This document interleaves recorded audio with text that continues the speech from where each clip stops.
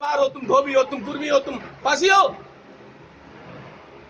तो जाति प्रथा साथियों, सारे महापुरुषों ने कहा, किसी महापुरुष ने कोई यादव आंदोलन नहीं चलाया, किसी महापुरुष ने कोई मौर्य आंदोलन नहीं चलाया, सारे के सारे लोगों ने शूद्र मूवमेंट चलाया। बाबा साहब ने आपको ओबीसी एससी एसटी क्यों कहा? क्योंकि आप ओबीसी एससी एसटी के नाम पे आप 100 करोड़ हैं। कांसी राव साहब ने आपको बहुजन शब्द क्यों कहा? क्योंकि आप बहुजन के नाम पे 100 करोड़ हैं। इसलिए मेजॉरिटी में आने का आंदोलन चलाइए, माइनॉरिटी में नहीं। जातियों को खत्म करिए, जाति आपका विनाश का कारण है। 29 स्टेट है और 29 स्टेट में एक भी स्टेट में आपका राज नहीं है।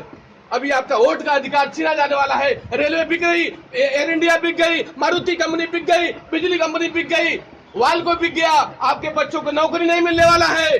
जो 2200 साल पहले गुलामी थी, वो वापस गुलामी आपको आने वाली है। इसलिए अपने इतिहास को पहचानिए। हम शूद्र लोग हैं, शूद्र नहीं। अगर आपको गर्व होता है, आप ओबीसी कहिए, एससी एसटी कहिए। ओबीसी मतलब अदर बैकवर्ड कास्ट, एससी मतलब शेड्यूल कास्ट, एसटी मतलब शेड्यूल ट्राइब। शेड्यूल का मतलब होता है जातियों का एक सूची बनाई गई। तो सबसे पहले 1932 में जातियों की सूची बनाई गई। उसके बाद हमारे ओबीसी के लोगों ने बोला नहीं, हम इसमें नहीं आएंगे। बाद में उनको ओबीसी नाम दिया गया। जो बच गए, जिनकी जातिगत जनगणना नहीं हुई थी, 1931 के बाद आज तक जातिगत जनगणना नहीं हुई। क्यों? आप बताते हो हिंदू इतना है, मुसलमान इतना है, जातियों को क्यों नहीं बता रहे हो? क्योंकि जाति के हिसाब से आपको हक देना पड़ेगा।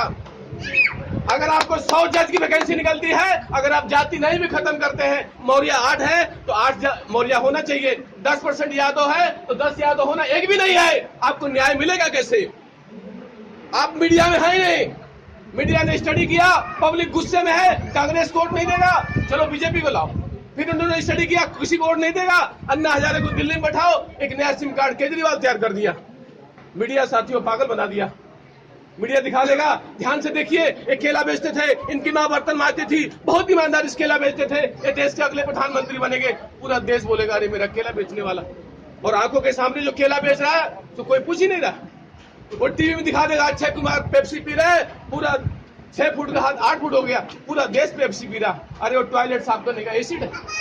आपको पागल बना दिया। अभी टीवी में 26 जुलाई को मुंबई में बारिश हुआ तो एक सब सामान बह गया, सिलेंडर बह गया, थाली बह गया। एक मीडिया वाला एक औरत से पूछा, अच्छा बताइए आपका क्या क्या सामान गायब हुआ? हमारा सब सामान मिल गया है, हमारे आदमी नहीं मिल रहे। तो आपका आदमी कैसे था? अरे हमारा आदमी हट्टा कट्टा 6 फुट का गोरा इंसान था। तो पड़ोसन बोली, अरे बहन जी झूठ क्यों बोल रही है? आपका तो आदमी काला कलूटा टकला छोटा सा नाटा आदमी था। अरे बहन जी चुप रहिए, ये मीडिया वाले ढूंढ रहे हैं ना, तो कुछ अच्छा ढूंढ के लाएगा। तो हम लोग 5 साल बैठे रहते हैं, टीवी वाला दिखाएगा, ध्यान से देखिए प्रधानमंत्री बनेंगे, हम लोग वोट दे आते हैं। आपका सब कुछ छिन गया।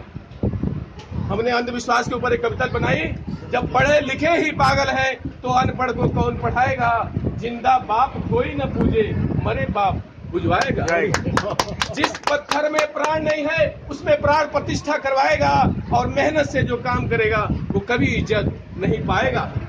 राहु केतु जब है नहीं उससे भी डरवाएगा, शनि का प्रकोप दिखाकर तेल का भी सत्यानाश करवाएगा।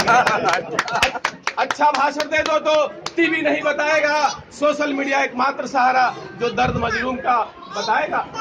ईश्वर अल्लाह किधर रहता कोई तो बतलाएगा, ज्यादा कुछ पूछ दो तो मारामारी पर उतर आएगा।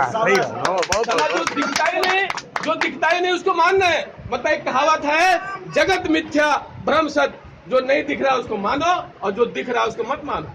इसलिए मैं सैल्यूट करता हूँ राम भरोसे जी को, जिन्होंने एक सफाई कर्मी के हाथों से इस मकान लालमणि मौर्य सर का मकान का गृह प्रवेश किया। ये इतिहास बना रहे हैं। इतिहास के पन्नों पर दर्ज होगा कि भारत में अगर कोई सामाजिक क्रांति हुई तो राम भरोसे लालमणि मौर्य जैसे लोगों ने किया। नमस्कार इनको करिए। ये छोटे मोटे पुरुष नहीं है, ये महापुरुष हैं। आदमी का जिंदा रहते स्वागत करवा रहे हैं, ये बहुत बड़ी बात है साथियों। जिस परंपरा में विधवाओं को कोई इज्जत नहीं मिलती थी, उन विधवाओं के हाथ से गृह प्रवेश करवा रहे हैं। इससे बड़ा कोई काम नहीं हो सकता। जाति के ऊपर हमने कविता बनाई। बड़ा अजीब दास्तां है इस देश का, जो कहते थे कि जाति प्रथा खत्म करो, उनको जातिवादी बना दिया, और बोए जिन्होंने जातियों के बीच उनको हिंदूवादी बना दिया। हिंदू धर्म कुछ नहीं,